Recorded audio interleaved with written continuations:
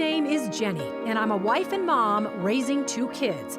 But I used to live a more glamorous life as a TV reporter. I was on the nightly news interviewing pop stars and politicians. So when I said goodbye to TV and hello to motherhood, I suddenly discovered what we moms are up against. We live in a world that tells us to be rich and famous, thin and successful. You know, almost nobody says, oh hey, you're a mom? That's fabulous. But you are fabulous, and I'm here to tell you why. It's the Channelmom Show, celebrating you with Jenny Dean Schmidt.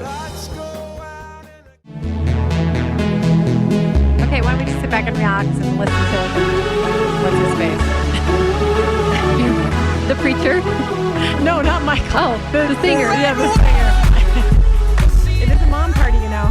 You are listening to the Channelmom Show, where we are celebrating you on Mile High Sports Radio, AM 1510, FM 93.7. And Kenan of Littleton just won our year-long subscription for the 93.7 Days of Summer, so congratulations to Kenan.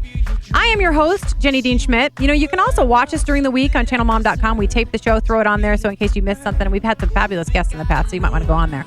Or, you know what, today, if you want to go to facebook.com/channelmom, you can be asking our guests questions via Facebook. Our intern Kyle is monitoring that, and he can get us the questions if you have a question for one of the 2 of our guests today, and we've got some really good ones today.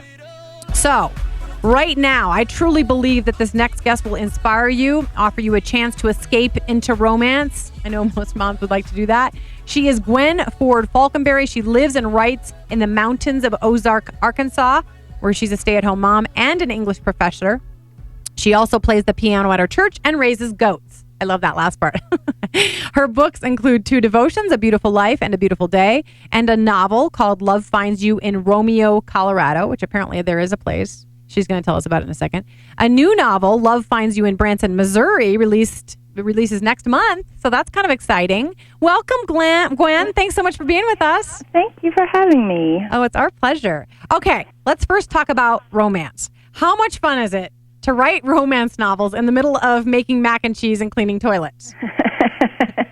Well, it's a great escape. Yeah. But how do you fit it in? That's what I want to know. Like, I'm sure there are moms who are listening that have dreams and they think, I just can't do it. How do you fit it in? That is the $1 million question, isn't it? That's the hardest thing. I do have a great support system.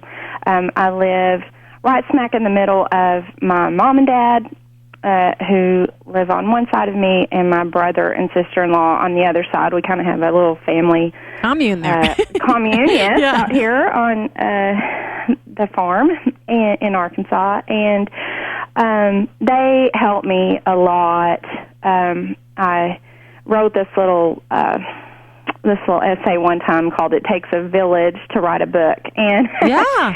And when I was writing my novel, especially, there were some long days where they helped a lot with taking care of my kids, and of course my husband is wonderful too, and he's a teacher, and so he's off in the summers, and so you can do it in the summer. I got a lot of writing done for that novel in the summer. yeah, I understand. I have to be honest, Love Finds You in Romeo, Colorado has a compelling storyline, which actually hits home for me. It is about a widow, and I have a girlfriend who was recently widowed. But the character in your book gets a new lease on life, even though she's very afraid to trust. Is that right? Tell us about that. Yes. Well, she loses her husband to a disease, and she and her young son decide to move basically home, which is this tiny little town called Romeo, Colorado. It's right on the southern border of Colorado. It's about an hour and a half from Taos, New Mexico. And she moves in with her grandmother and just kind of starts over. And there's a lot of humor in her life that comes through her grandmother. But it's actually sort of another scare, or could be tragedy, that sort of propels her into a new relationship. Her son has an asthma attack, and they end up in the ER, and she meets a charming doctor. But kind of woven through the whole story is kind of a return to her spiritual roots, and just learning or relearning how to trust God no matter what your circumstances are. And the new guy helps with that. And so that's kind of the way her story unfolds. Yeah, and it sounds like being a mama, relevant to this show, being a mama is what led her to that place where she met somebody that was good for her. You bet. And I think, too, just, as she, tries to guide her little boy through life, she, runs into those same dilemmas that we all have, where we have to let go and trust and let them, live and have adventures and explore. And, we're not always guaranteed that everything is going to always be okay. And she really wants to control everything to make sure everything will be okay because she's so afraid of loss. And so it's a lot about just letting go, and learning to live and trust. And sure, for the widows, I know that's key. They don't want to trust anything once they've lost the one that was in some ways the most important to them, other than their children. It's very difficult for them to trust again anybody or God Himself. I mean, it's a tough place to be in. And so it's a good theme. I believe you're going to be writing another romance. Is that correct? Or you're in the midst of it? Well, it's actually about to be released, right? Yes, I have a new one coming out in August called Love Finds You in Branson. And the neat thing about this novel that's coming out in August is for the same series, this Love Finds You series, published by Summerside Press. And they're not connected as far as the storylines, but they're all set in real towns all over the United States. And so this one is set in Branson, Missouri, which is about 3 hours or so away from me. And it's totally different. It's a totally different story.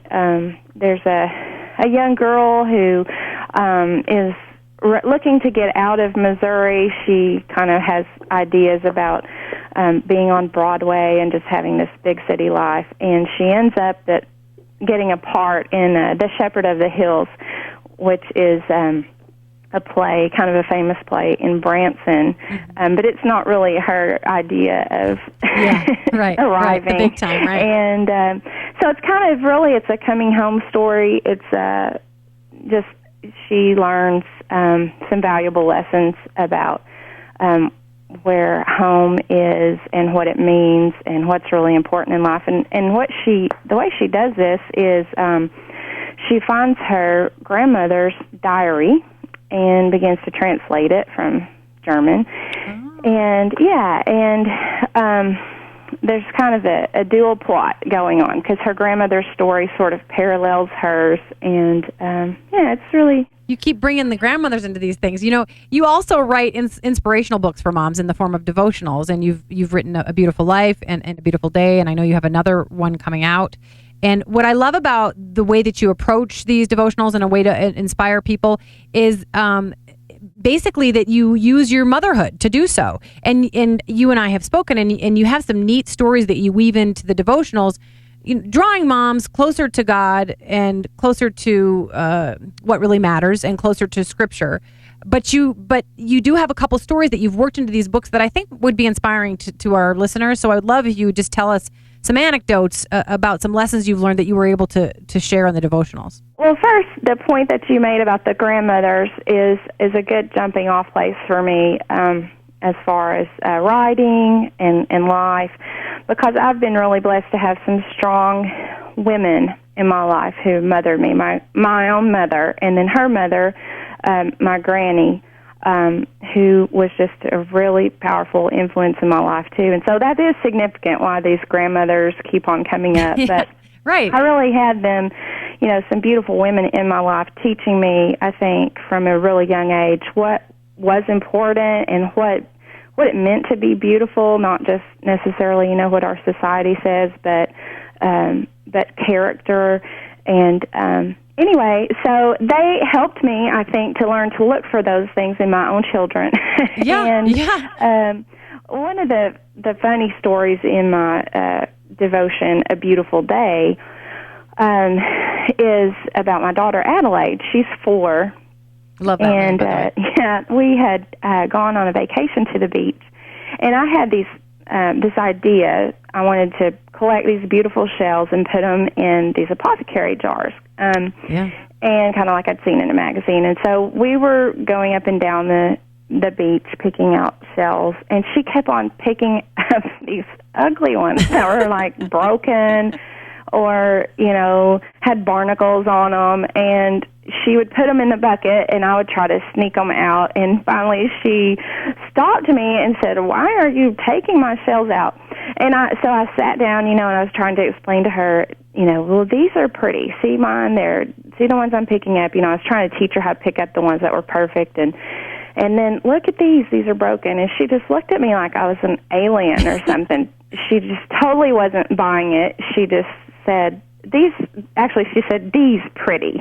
She was, and she chunked her, I think it was a shard of a giant clam that she chunked back in there and just kept waddling on, Yeah.